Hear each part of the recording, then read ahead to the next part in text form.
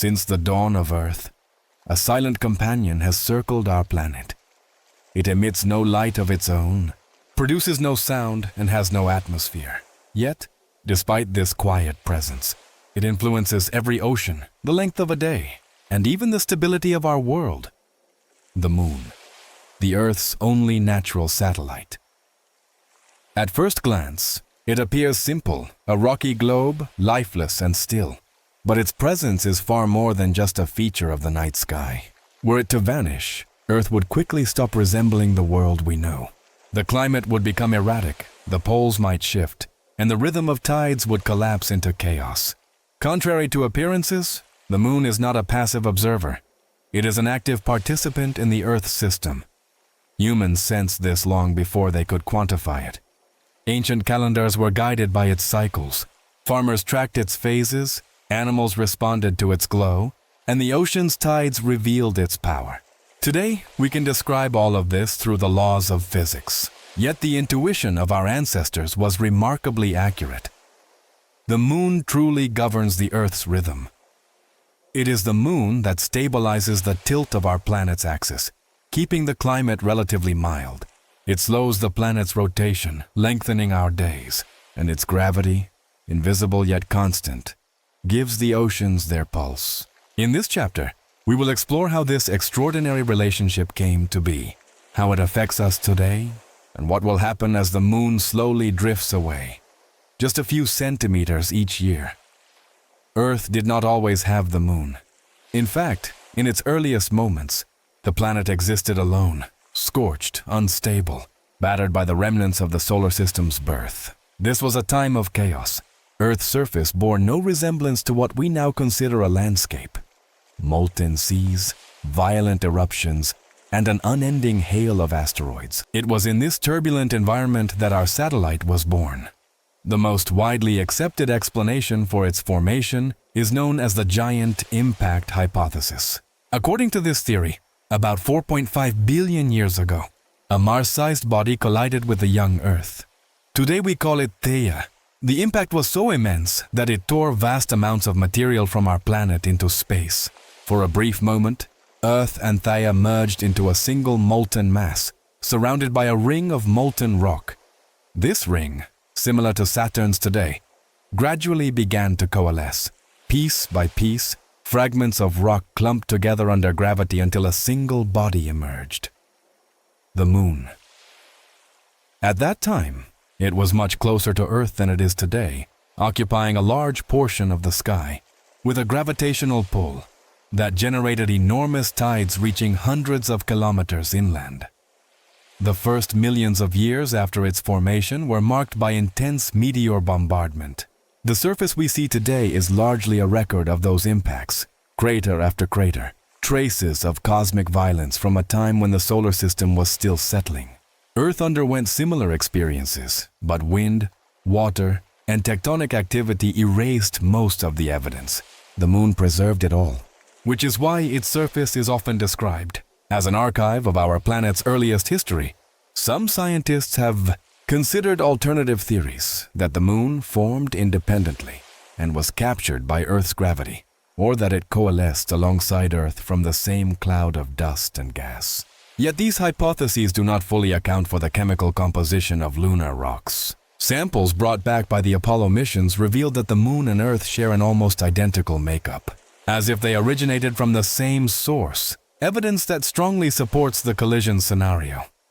From that moment on, Earth was never truly alone. The Moon became a permanent companion, though not always as near as it is today. Since its birth, it has been slowly drifting away, less than 4 centimeters per year. This seems small, but over billions of years, it means the night sky of the ancient Earth must have been dramatically different.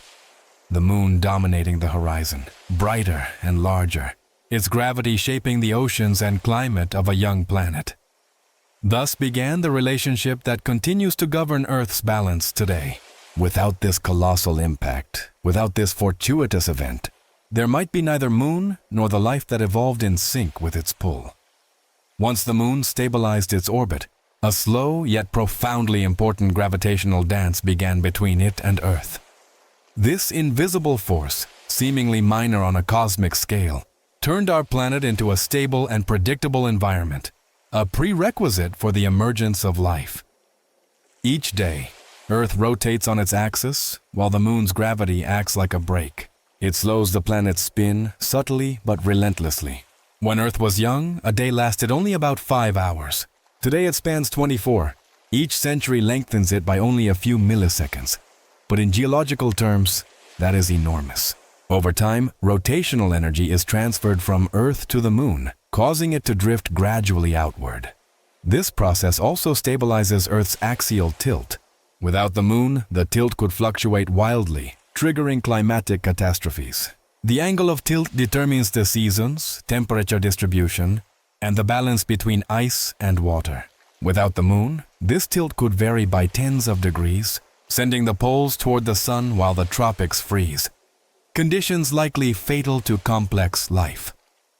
Thanks to the moon's gravitational influence, Earth maintains a relatively constant tilt, oscillating by only a few degrees.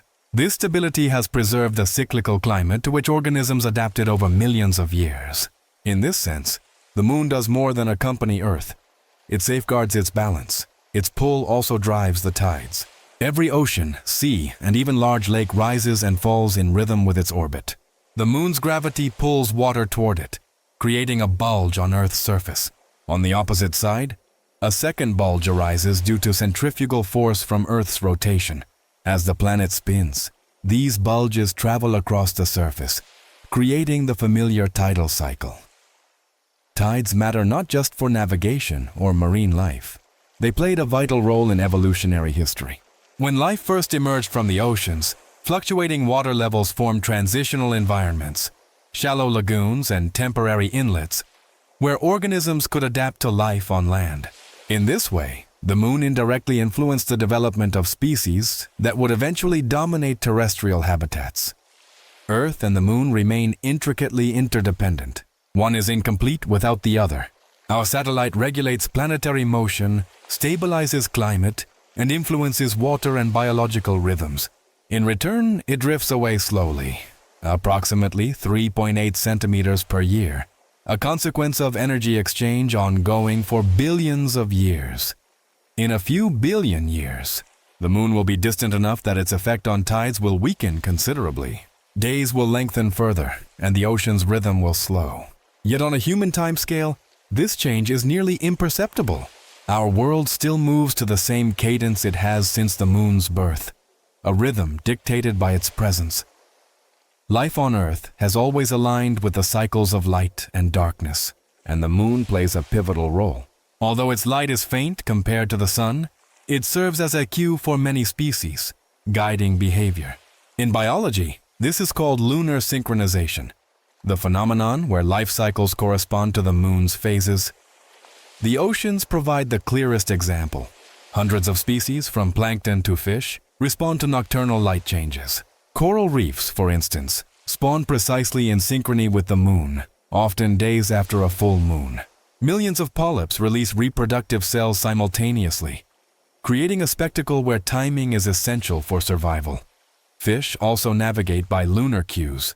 Some species approach the shore during full moons, others during the new moon. Their behavior evolved in response to visibility and predator activity. Bright nights increase exposure, while dark nights offer safety. The moon even influences migration. Sea turtles use its glow for orientation. Females come ashore during full moons to lay eggs, and hatchlings orient toward the reflected lunar light. Over the ocean, a simple yet effective navigational guide that has ensured their survival for millions of years. Invertebrates also respond to the moon's phases. In some crustaceans, activity levels increase during the new and full moons, reflecting changes in tides and food availability. Lunar cycles are so deeply embedded in their biology that certain species can maintain this rhythm even in laboratory settings, where the sky is hidden from view. This is clear evidence that their internal clocks operate according to the moon's phases, independent of their environment. On land, its influence is subtler, but still present.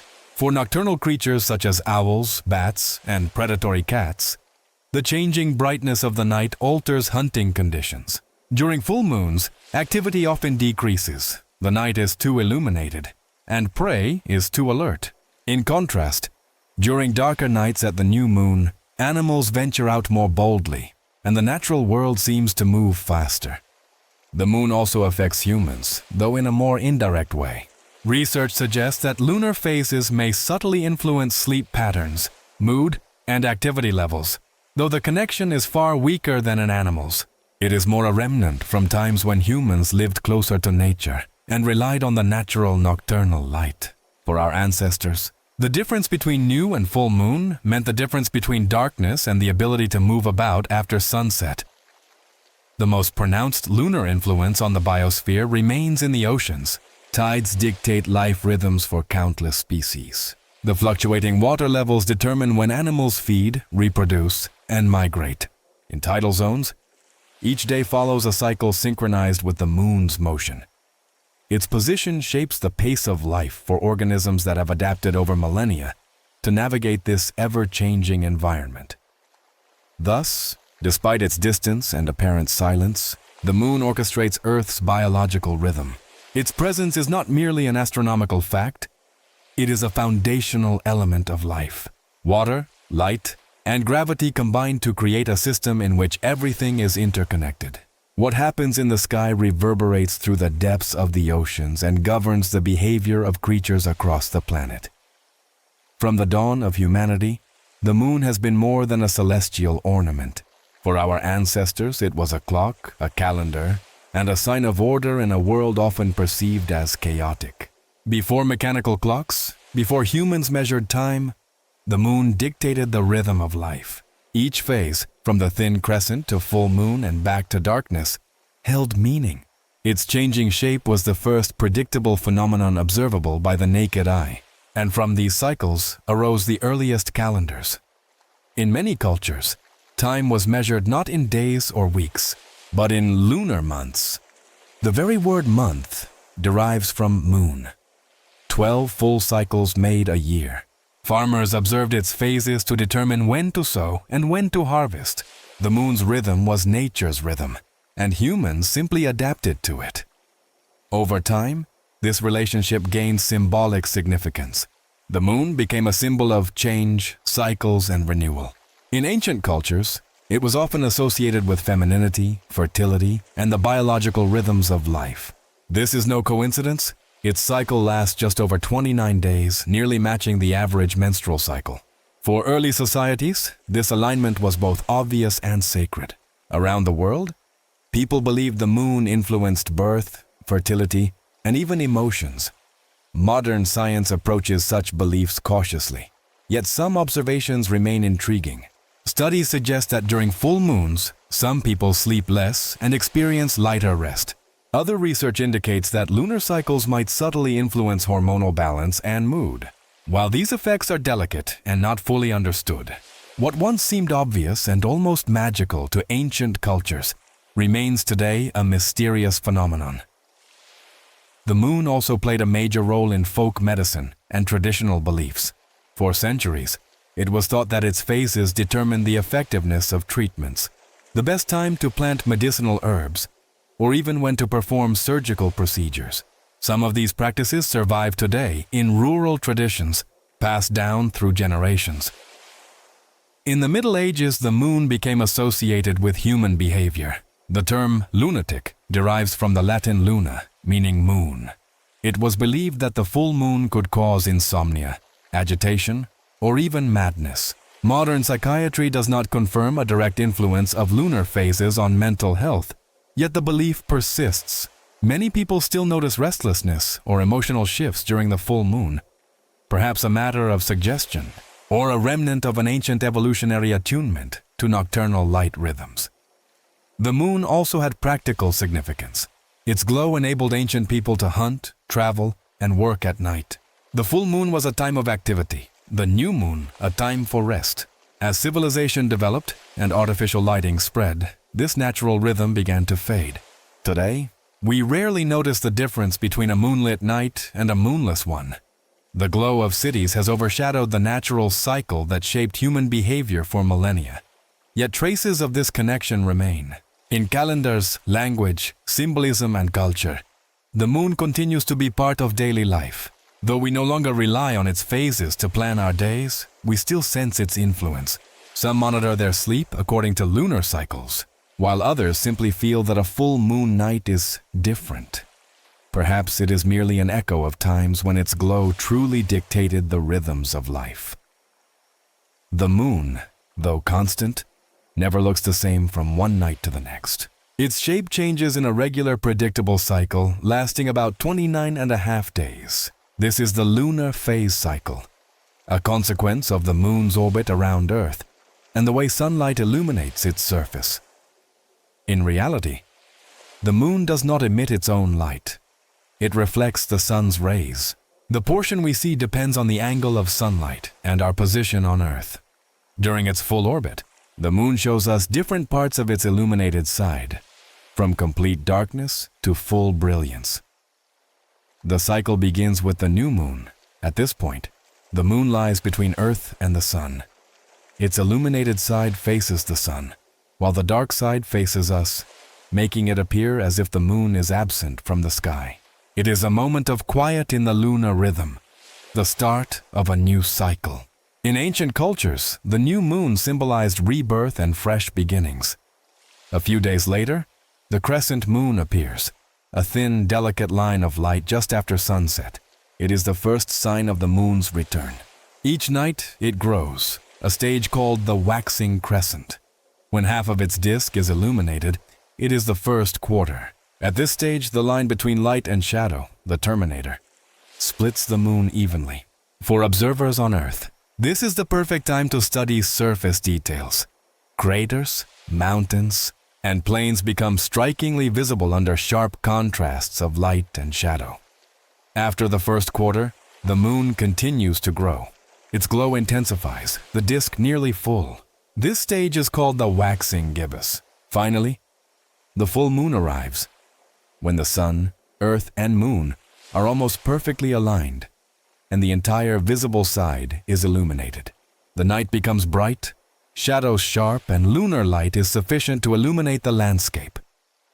For centuries, humans have been captivated by the full moon. It is then that we most clearly see the moon as not merely a celestial object, but a force intertwined with earthly life, affecting animals, humans, and water. Across cultures, the full moon was regarded as a moment of power, fulfillment, and balance. After the full moon, the waning phase begins. Light gradually retreats, shadows grow on the lunar surface. First comes the waning gibbous, followed by the last quarter, where half the moon is visible again, this time illuminated from the opposite side. In the final days of the cycle, light diminishes rapidly until only a thin crescent before the new moon remains. The moon hides in the glow of the rising sun, almost invisible. The cycle ends, only to begin anew. This simple, repeating rhythm is a natural clock by which life has functioned for thousands of years. New moon, quarter, full moon, and back again. The lunar cycle is nature's pulse, continuing unbroken for billions of years. The moon's phases are not merely a matter of observation. They also encompass extraordinary astronomical phenomena that have fascinated humans for centuries. One of the most spectacular is a lunar eclipse. This occurs when the Earth positions itself between the sun and the moon, casting its shadow onto the lunar surface. It is this shadow that causes the moon to appear partially or completely darkened, and during a total eclipse, it takes on a characteristic reddish hue. Eclipses do not happen at every full moon because the moon's orbit is tilted relative to Earth's orbit. Sometimes it passes above or below the planet's shadow. But when an eclipse does occur, observers across the globe can witness a dramatic change in the satellite's color and brightness. It is often called a blood moon due to the intense red that appears during a total eclipse. Equally striking are phenomena known as supermoons and micromoons. The moon travels along an elliptical orbit, meaning that at certain times it is closer to Earth and at others farther away. When it reaches perigee, the point nearest to our planet, its disk appears larger and brighter than usual. This is a supermoon. Conversely, when the moon is at apogee, the farthest point in its orbit, its apparent size is smaller, creating what is known as a micromoon. Although the difference in apparent diameter is only a few percent, under the right conditions it is noticeable, especially when photographing the moon near the horizon. Another fascinating feature is the far side of the moon, a term commonly used to describe the hemisphere that is never visible from Earth. The moon rotates on its axis at exactly the same rate it orbits Earth, which is why one side always faces us. The opposite side remained a mystery for a long time, until the first space probes photographed it. Today, we know it is not dark in the sense of lacking sunlight. It receives just as much solar energy as the side visible from Earth. Lunar eclipses, supermoons, and micromoons are not only visual spectacles. Historically, their appearance held profound cultural significance. People interpreted them as signs, warnings, or omens of change. Today, we can predict them with precision down to the minute using mathematics and astronomy. Yet our fascination with them remains undiminished. Thus, the moon's phases and associated phenomena are not just a rhythm for observing the sky. They serve as reference points for science, culture, and biology. They are proof that even a seemingly simple cycle, from new moon through full, back to new, carries multiple layers of meaning and consequences for life on Earth. The moon's phases are the result of a geometric interplay between three bodies: the sun, Earth, and the moon itself. Its apparent shape changes not because the moon emits light or alters its form, but because of its shifting position relative to Earth and the sun. The moon orbits Earth along an elliptical path, completing a full orbit in approximately 27.3 days, known as its orbital period. However, the phase cycle is slightly longer, about 29.5 days, called the synodic month, measured from one new moon to the next. The difference exists because Earth is also moving around the sun. For the moon to return to the same phase relative to Earth and sun, it requires a few additional days. At the new moon, the moon lies between Earth and the sun. Its sunlit side faces the sun, while the dark side faces Earth. Over the following days, the moon moves along its orbit, changing the angle of sunlight and thereby the portion illuminated as seen from Earth. The waxing crescent gradually expands until the first quarter, when half of the visible disk is illuminated. After the first quarter, the moon continues to grow until the full moon, when Earth is roughly between the sun and moon, and the entire visible face is illuminated. Then the moon begins to wane, passing through the waning gibbous phase to the last quarter, where once again only half of its disk is visible, this time lit from the opposite side. The final stage is the waning crescent, which completes the cycle and prepares the moon for the next new moon. The terminator, the line between light and shadow, moves across the moon's surface. Observing the terminator allows astronomers and sky enthusiasts to see surface details such as craters and mountains, as sunlight striking at an angle casts sharp shadows that reveal relief and texture. The moon's orbit is not perfectly circular and is tilted, about 5 degrees relative to Earth's orbit.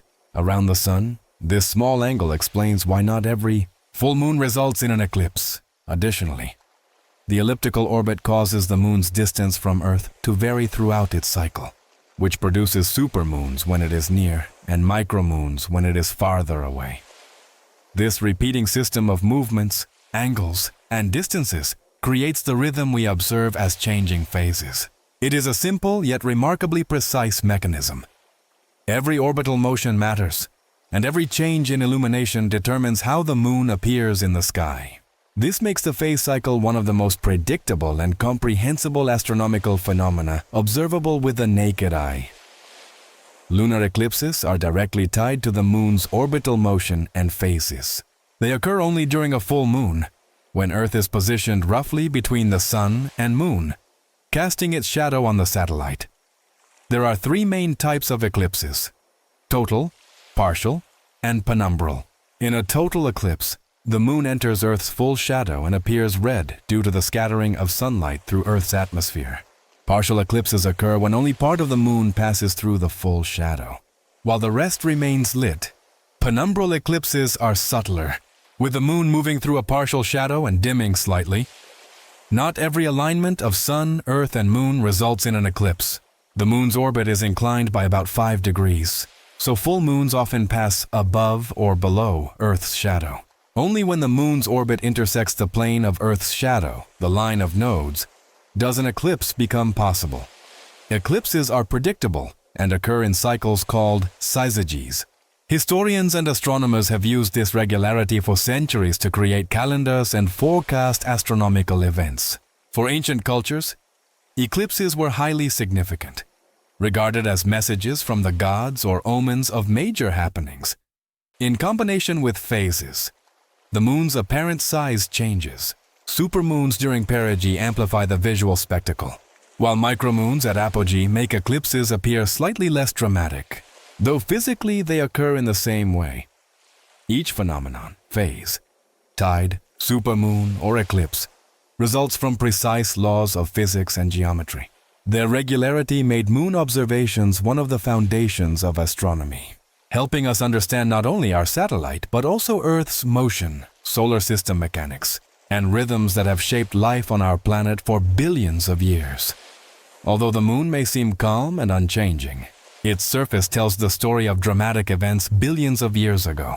Craters, mountains, and plains testify to meteorite bombardments and geological processes. The most distinctive features are impact craters, remnants of cosmic collisions that have struck the moon since the solar system's earliest days. Some are hundreds of kilometers wide, others just a few meters. Their shapes and distribution allow scientists to reconstruct the history of past impacts and understand the evolution of the solar system. Craters are often surrounded by ejecta rings, and some contain central peaks formed by the rebound of material after impact. In addition to craters, the Maria, dark, extensive plains of solidified basalt, are highly recognizable. Early observers mistook them for seas filled with water. Maria cover roughly 16% of the lunar surface and contrast sharply with the highlands, composed mainly of anorthosite, a light granite-like rock. The highlands are older than the Maria, indicating that intense cratering occurred before the lava plains filled the basins. The moon also hosts mountain ranges, formed by impacts or uplifted crust fragments at collision sites. Peaks rise several kilometers, with steep slopes and deep valleys giving the surface a dramatic appearance. With no atmosphere, erosion occurs only from micrometeorites and temperature fluctuations, so geological features remain largely unchanged for millions of years. The moon lacks an atmosphere and liquid water, so there are no rivers, lakes, or active volcanoes today. However, its volcanic past is evident in the frozen lava flows and fissures in the Maria. Basalt filling these plains is darker and richer in iron and magnesium than highland rocks. These chemical differences help scientists distinguish formation stages and study the evolution of the lunar crust. The surface is also covered with regolith, a layer of fine dust and rock fragments created by constant meteorite impacts. Regolith acts as a natural shield, protecting deeper rock layers from cosmic radiation and micrometeorites. It has preserved craters, Maria, and mountains in near-original condition for billions of years. Through telescopic observations and samples returned by Apollo missions, scientists have learned the moon's chemical composition.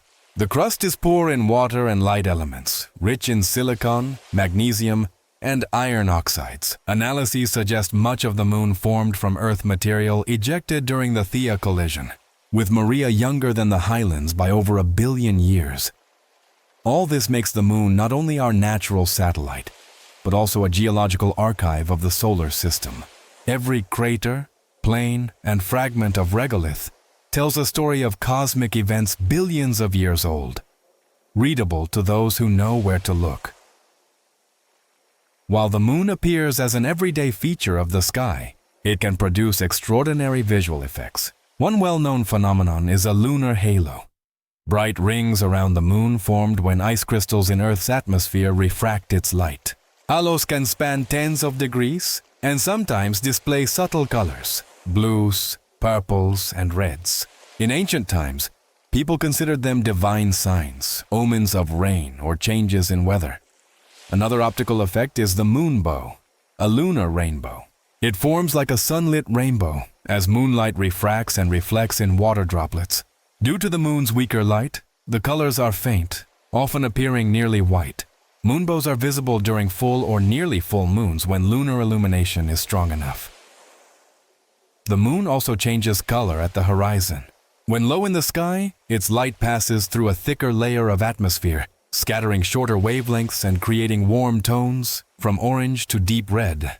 This resembles a sunset, but with its own unique, enchanting quality.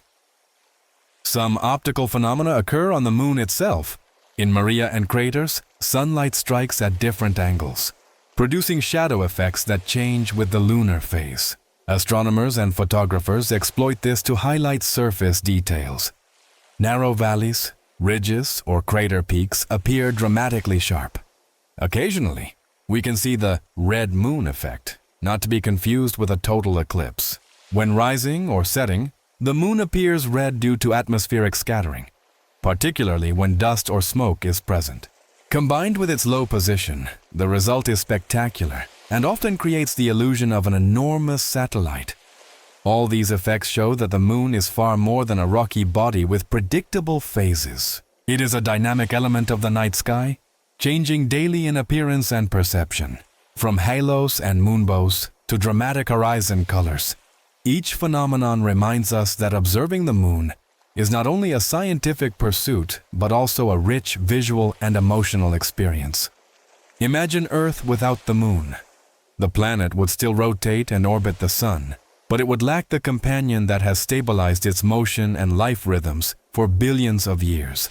At first glance, everything might seem normal, but in reality, the world would be completely different. First, days would be shorter. The moon acts as a brake, slowing Earth's rotation through its gravitational pull. Without it, a day would be much shorter, probably less than today's 24 hours. Perhaps only a few hours in the early history of the planet.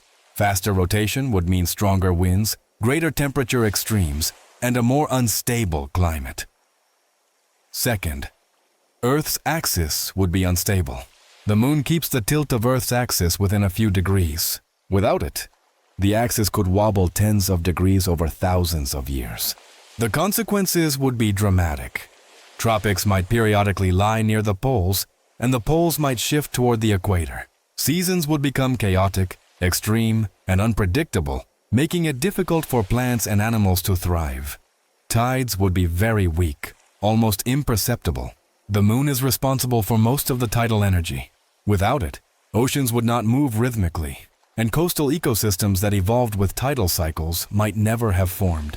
Marine life, particularly organisms dependent on tides, crustaceans, fish, corals, might never have evolved.